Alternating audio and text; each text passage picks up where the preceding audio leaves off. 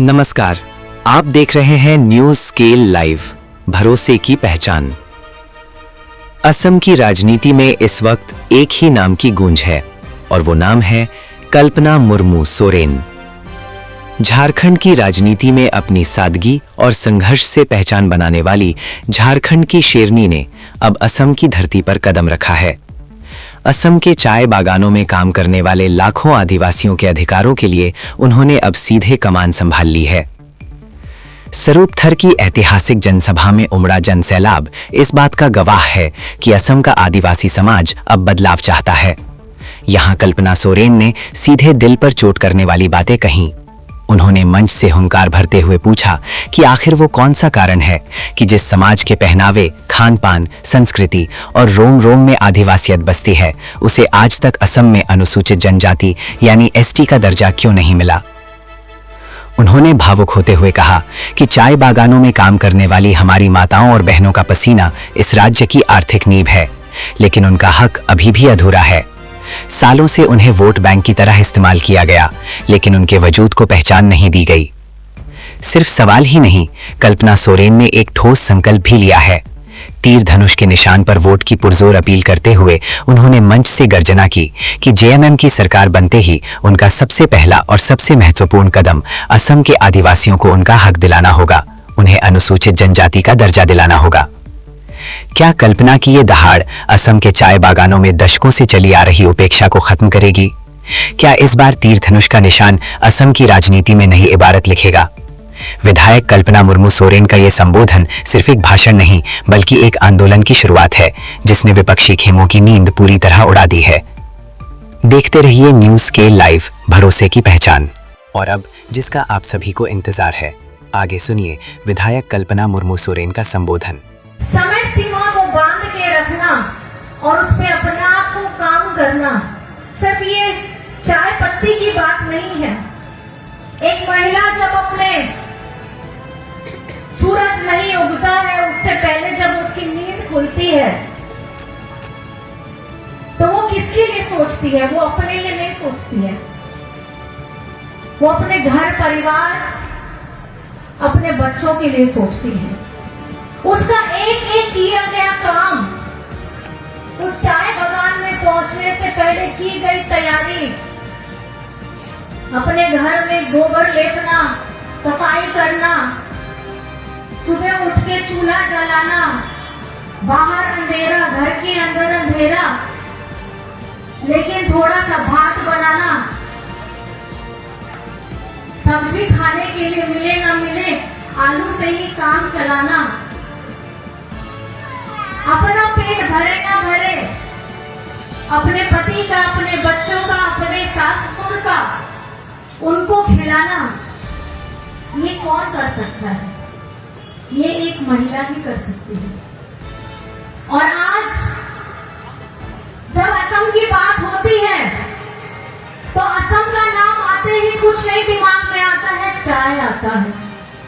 और वो जो चाय हम पीते हैं, पहला घूंट हम अपने गले के अंदर में डालते हैं और जब हम बोलते हैं कि आज की चाय अच्छी बनी है, तो कहीं ना कहीं बागान में घंटों घर उसको चुन करके जिस महिला ने पूरी मेहनत के साथ में अपना पूरा शरीर गलाती है, पसीना में, बरसात में, आंधी में, तूफान में, हमको उनको धन्यवाद देना चाहिए, क्योंकि ये उनके खून और पसीने की कमाई है जो हम एक घूंट में ये कह के बोलते हैं आज चाय अच्छी बनी है। ये आसाम को किसने बनाया है? मैं आप ही लोग से पूछना चाहती हूँ, किसने बनाया है? यहाँ के चाय बागानों का एक एक पौधा को अपने हाथों से गड्ढा खोद करके किसने उस पौधे को लगाया है?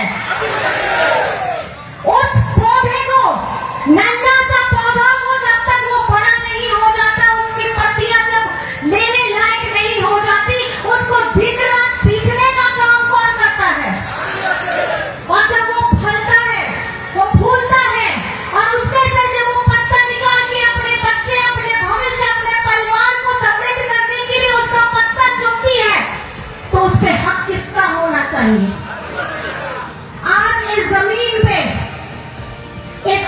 की धरती पे यहाँ की चाय की अर्थव्यवस्था को आगे बढ़ाने का काम किसने किया है? तो जब हर सवाल के जवाब में आदिवासियों का नाम आता है, मेरे पूछे गए एक एक सवाल में अगर आदिवासी का नाम आता है, तो यहाँ के हक, यहाँ के अधिकार और हमारा जो अपना स्टीकर दर्जा है उसमें आदिवासी का नाम क्यों नहीं आता है? आज हम लोग झारखंड से आए हैं, मैं उड़ीसा की हूँ। मैं जब उड़ीसा में थी, मैं आदिवासी हूँ। मैं शादी कर गई, मैं झारखंड आई, मैं आदिवासी हूँ। लेकिन जब हमारे आदिवासी भाई बहन यहाँ बरसों पर पीढ़ियों से रह रहे हैं, तो वो आज हम लोग झारखंड से आए हैं, मैं उड़ीसा की हूँ।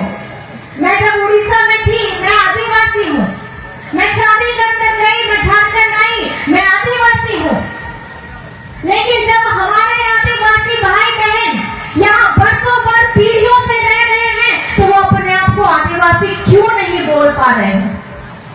इसमें गलती किसकी है? हमारी गलती है? यहाँ पे सत्ता में बैठे लोगों की गलती है, जिन्होंने हमें सिर्फ मजदूर कहा है। हमारे माथे में सिर्फ उन्होंने ये लिख दिया है कि ये मजदूर है। इनका कोई हक नहीं है, इनकी कोई पहचान नहीं है। ये लगातार अपनी परंपरा हम पीढ़ियों से आदिवासियों की निभाते आते हैं। जब एक बच्चा जन्म लेता है, उस बच्चे का जो भी नेक किया जाता है वो हम आदिवासी परंपरा से करते हैं।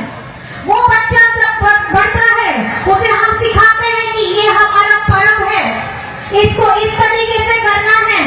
उसकी सारी सभ्यता, उसकी परंपरा, उसकी जीवन शैली एक आदिवासी तरीके से होती है। जब वो बच्चा बड़ा होता है, उसकी शादी होती है, हम मड़वा लगा करके हम शादी की तैयारी कराते हैं, हम सारी परंपरा निभाते हैं। उसके बाद जब वो बड़ा हो जाता है, बुजुर्ग हो जाता है, जब अपना देह त्यागने लगता है, तो इसी जमीन की धरती में हम पूरी परंपरा के साथ, आदिवासी परंपरा के साथ निभा करके उन्हें विदा करते हैं। तो जब जीने से लेके मरने तक हमारे रहन सहन में, हमारे स्वभाव में, हमारे तौर तरीके में, हमारे त्योहार में, हमारे खाने पीने के व्यंजन में, हमारे पहनने ओढ़ने के तरीके में, हमारे बोलचाल में आदिवासी है, तो हमें वो मान्यता क्यों नहीं मिलती? क्या हमारा हक नहीं है? क्या ये हमारा हक नहीं है? है कि नहीं है? आज इतने तकलीफ में, इतने दुख से जब जेबीपी के लोगों ने आपके हेमंत दादा के पास आए और उनके पास में ये आह्वान किया कि हमने बहुत सरकारें देख ली, सब लोगों ने हमें झूठ बोला, जब समय आता है चुनाव का, हमें झूठे वादे करते हैं, हमें बोलते हैं आज नहीं, थोड़ा इंतजार करो, 5 साल 4 साल का इंतजार करो, अगले बार होगा।